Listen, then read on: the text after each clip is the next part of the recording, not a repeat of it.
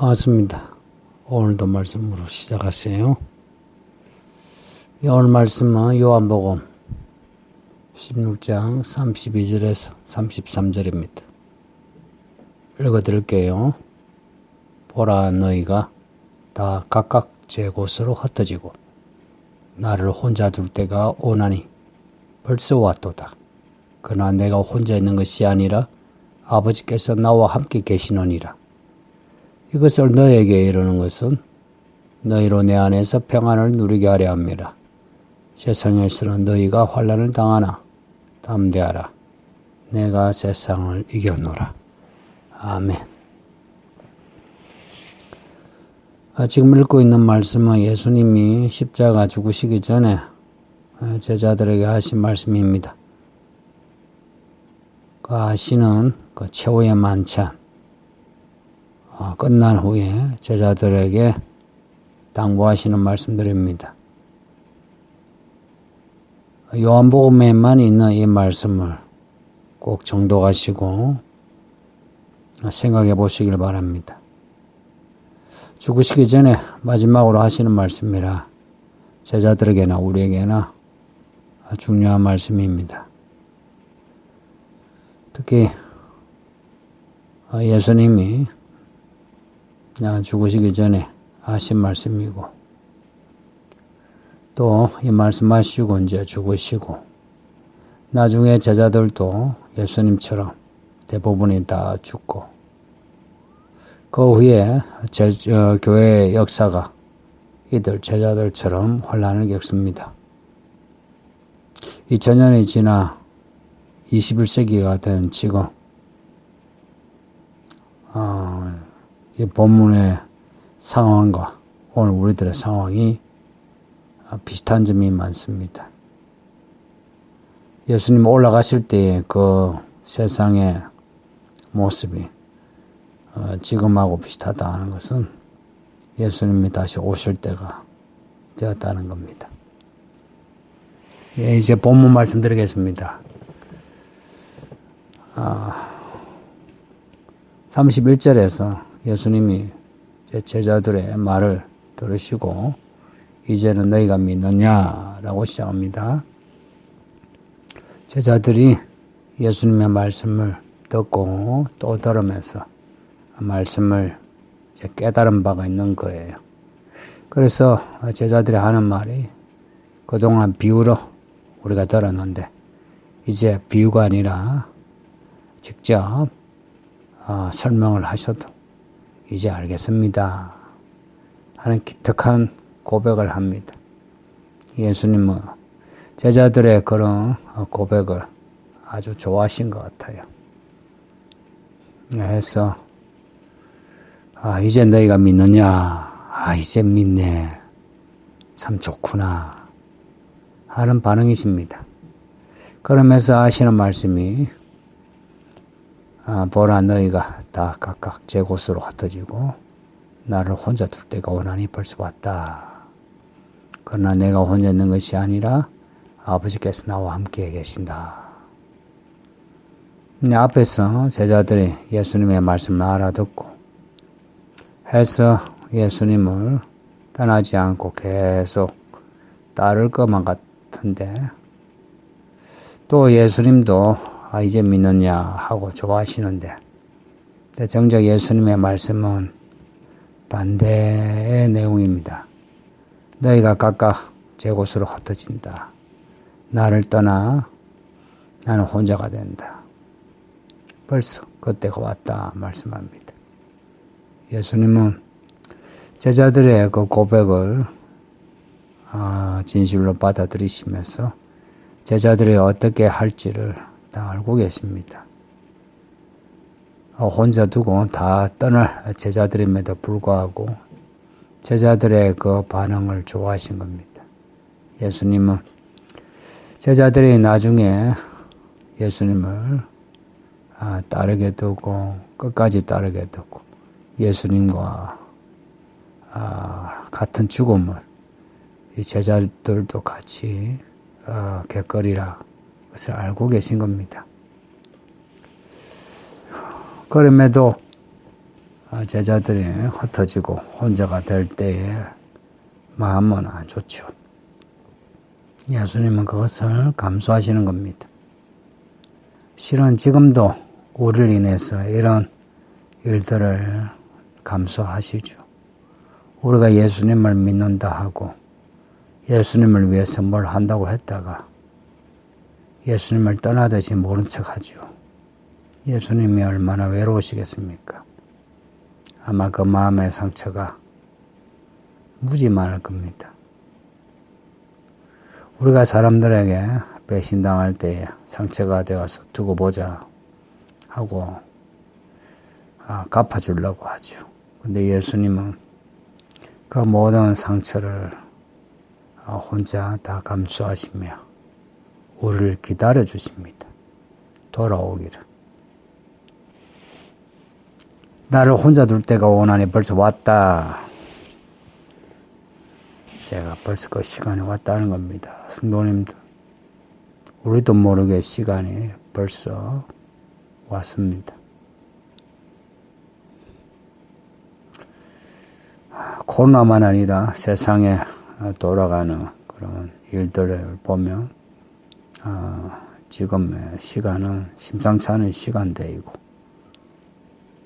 예수님이 오시는 그 스토리를 읽을 수 있습니다. 그래서 일할 때 더 믿음으로 사시길 바랍니다.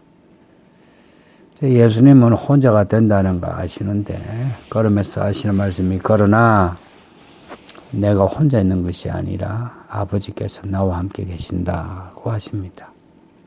제자들이 다 떠나고 사람들이 욕을 하고 십자가에 매달아도 아버지께서 함께 계신다고 말씀합니다. 32절의 이 끝절의 끝에 이 말씀은 대단히 중요한 말씀입니다. 예수님이 십자가에 매달려 죽으시면서 엘리 엘리 라마 사박다니 라고 하셨어요. 나의 아버지 나의 아버지 내 하나님 내 하나님 왜 나를 버리시나이까 하는 말씀인데요. 그래서 예수님이 십자가에서 하나님에게 버림을 받은 걸로 유기당한 걸로 말씀합니다. 얼핏 그렇게 볼 수도 있는데 그런데 32절의 이 끝에 이 말씀을 보면 제자들은 다 떠나가도 아버지 하나님은 예수님과 함께 끝까지 계십니다. 아버지 하나님이 아들을 버리신 게 아니고 알고 보면 아버지와 함께 아들이 아들과 함께 아버지가 아들과 함께 성령이 함께 고통을 당하신 겁니다. 삼일째 하나님이 같이요. 그래서 예수님은 사람들에게 욕을 먹으시고 판결 받으시고 십자가 매달리시는데 그 아들의 고통이 아버지의 고통이요 성령의 고통이십니다. 이런 신비를 우리는 완전히는 잘 몰라요. 이런 신비를 완전히 안다는 것은 하나님의 사랑을 완전히 안다는 건데, 우리는 이 마음이 많이 악하잖아요. 악한 만큼 그 사랑을 잘 못 느껴요. 예수님이 혼자 있는 것이 아니라 아버지와 함께 계셨다. 해서 십자가의 그 고통도 함께 지셨다. 잊지 마세요. 가끔 이제 이 신학적인 면에서 아버지가 아들을 버리고 떠났다 라고 하는 해석도 있는데 그거보다는 아버지 하나님이 아들 예수님과 함께 고통을 당하셨다 라고 보시는 게 옳습니다. 예수님이 이 말씀을 하시는 것, 이것은 이 제자들이 예수님 안에서 평안을 누리게 하려 합니다. 제자들의 평안을 위해서 말씀합니다. 평안이 뭔지 아시죠? 말 그대로 평화로운 겁니다. 좋다는 겁니다. 샬롬입니다. 예수님이 이렇게 죽으시는 이유, 또 예수님이 이 이야기를 하시는 이유, 다 예수님 안에서 평안을 누리게 하려 합니다. 이 말씀을 들으면서 하나님의 이야기가 이렇게 진행되는구나 하고 받아들여 어떤 일이 일어나도 겁내지 않고 떨지 않으며 돌아가지 않게 하시려는 겁니다. 그러면서 하시는 말씀이 세상에서는 너희가 혼란을 당하나 담대하라 세상을 이겨노라. 세상을 이기셨다고 말씀합니다. 예수님이 세상을 이기셨기에 담대하라 합니다. 왜 담대하라 말씀하겠습니까? 우리가 환난을 당하기에. 제자들은 환난을 진짜 겪었습니다. 예수님을 믿는다고요. 사도행전을 보면 이 제자들의 겪은 그 일들이 나오는데 오순절에 성령을 받고 복음을 전하고 교회가 성장하는데 이로 인해서 예루살렘에서 대박해가 일어나고 또 흩어지게 되는데 흩어져서도 계속 박해가 일어나고 예루살렘만 말할 것도 없고 그래서 12 제자들은 다 거의 순교했습니다. 순교가 뭔지 아시죠? 이 믿음으로 인해서 죽임을 당하는 게 순교입니다. 그 제자들의 순교 이야기를 제가 간단히 그 말씀을 드리면 제일 처음으로 사도들 중에 순교한 사람이 야고보입니다. 목이 잘린 채 참수당했고요. 사도행전 12장에 나오는데요. 1설에 의하면 야고보를 죽이기 위해 거짓 증언을 했던 사람들이 야고보가 그렇게 붙잡히고 재판정에 섰는데도 또 십자가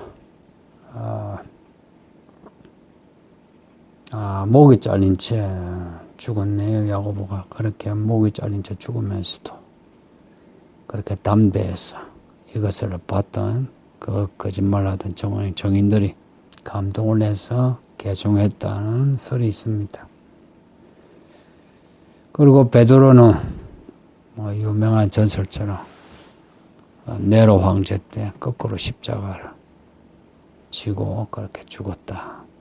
그리고 안드레 아시죠? 베드로의 형 안드레 X자 형 X자 그 꼬표 가위표 예. X자 형 십자가에 달려 죽습니다. 내 못에 박혀 죽지 않고 그냥 줄에 매달려 3일 그 X자형 십자가에 매달려 죽습니다. 그 죽는 순간까지 복음을 전했답니다. 그리고 다디오 작은 야고보의 형제인데요. 우상을 파괴했다고 포박당하고 십자가형에 처해집니다. 빌립도 시리아 지역에서 복음을 전하다 십자가형을 받고 열심당원 중에 하나인 시몬은 아프리카에서 복음을 전해요. 페르시아에서 거꾸로 매단 채 몸이 톱으로 반토막이 나서 죽습니다. 아프리카, 영국, 페르시아 대륙으로 다니면서 복음을 그래서 전하다가 몸이 반토막 나서 죽었습니다. 바돌로메, 그 앞에 나오는 바돌로메, 그 나다나엘입니다. 인도에서 산채로 피부가 벗겨진 채로 죽어요. 아르메니아 지방에서 순교한 걸로 전해집니다. 그리고 세리 마테는 이디오피아 혹은 태국에서 복음을 전했대요. 그리고 이디오피아에서 그 창이 한 두세 개 이렇게 생긴, 뭐 삼지창처럼 생긴 그런 창에 찔러 죽었답니다. 그 사도행전에 유다를 대신해서 사도가 된 마띠아, 나는 막 갑바도기아에서 복음을 전했고요. 예루살렘에서 돌에 맞아 죽진 않았어요. 돌에 맞으면서도 복음을 전했어요. 그 죽지 않자 목을 쳐서 죽였습니다. 참수형을 당했습니다. 야고보, 알페의 아들인데 망치에 맞아 죽습니다. 성전 꼭대기에서 밀어떨어 죽이려고 했는데 떨어졌는데 안 죽어요. 그래서 망치로 머리를 쳐서 그래 죽였습니다. 도마는 인도에서 복음을 전한 걸로 유명하죠. 그러니까 인도 마드라 지방에서 피부가 벗겨진 채로, 그리고는 끝에 쇠몽둥이에 맞아 죽습니다. 그 요한계시록을 적은 요한은 100년경에 순교하지 않고 그냥 죽습니다. 순교하지 않은 유일한 사도로 알려져 있는데, 이제 이것은 성경에 기록된 게 아니고 다 설입니다. 전설, 교회 전설입니다. 이렇게 이 사도들이 다 혼란을 겪고요. 우리가 요한계시록을 읽고 있잖아요. 요한계시록 그 가운데 선문화 교회를 보면 선문화 교회가 혼란을 겪었어요. 궁핍했고 혼란을 겪고. 선문화 교회에 하신 말씀 있죠. 너의 궁핍과 혼란을 내가 아는데 그러나 실상은 너가 부유한 자라.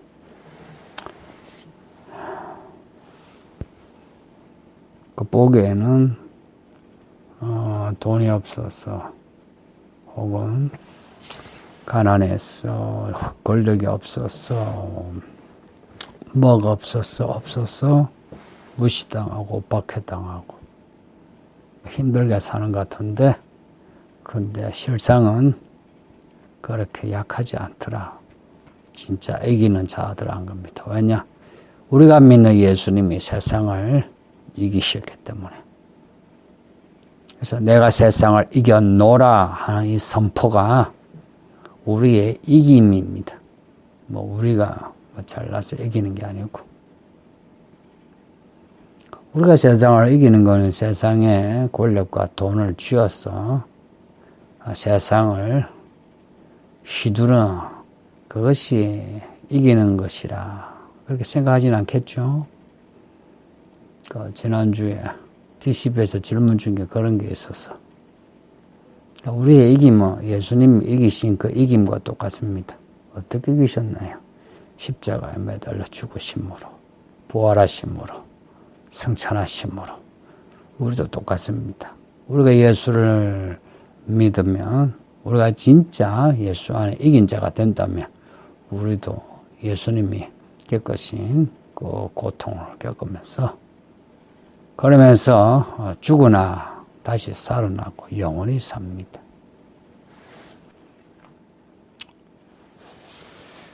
예수님이 세상을 이미 이기셨다는 거 잊지 마시고, 우리가 예수 안에만 있으면 우리도 세상을 이긴 자가 됩니다. 우리가 세상을 이기려고 바등바등하지 않아도 예수 안에 있으면 이긴 자가 됩니다. 성도님들, 이 말을 잊지 마세요. 아등바등 세상의 것들을 많이 가져야 이기는 자가 되는 게 아니고 예수 안에 있으면 이기는 자가 됩니다. 이 흩어진 제자들, 흩어지죠. 그런데 다시 모입니다. 다시 모여서 기도하고, 그리고 성령을 받아 권능을 가지고, 그리고는 예수님처럼 복음을 전하다가 다 그렇게 순교하죠. 이기신 예수님을 그대로 닮아간 겁니다. 이 교회, 하나님이 피로 사신 교회라는 게 잊지 마세요. 이들 사도들 혹은 제자들, 성도들의 피로 교회가 건축되어졌어요. 21세기가 된 지금 우리에게도 똑같은 말씀을 하시네요. 이제 마지막 때라. 사람들이 무서워서 흩어질 때가 왔다. 너희는 어찌하겠느냐. 나와 함께해라. 나와 함께하는 자, 아버지와 함께하는 자가 되리라. 두려워하지 마라. 담대하라. 내가 세상을 이겼으니 너희도 세상을 이겨라. 이렇게 말씀하지 않겠습니까? 성도님들. 오늘 어떤 힘든 일이 있다 할지라도 기죽지 마시고 담대한 마음으로 하루 끝까지 믿음으로 사시기를 예수의 이름으로 축복합니다. 기도합니다. 아버지 하나님 감사합니다. 우리를 불쌍히 쌓여 이렇게 말씀을 읽게 하고 듣게 하신 말씀대로 살게 하소서.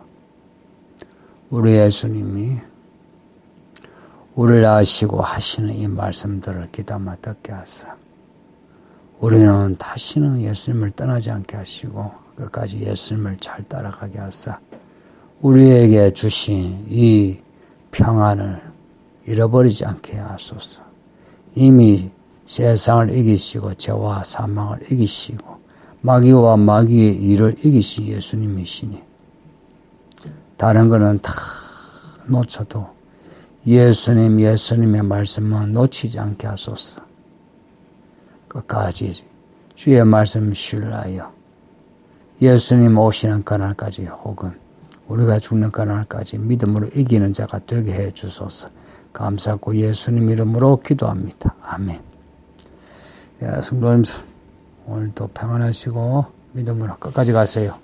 바이바이.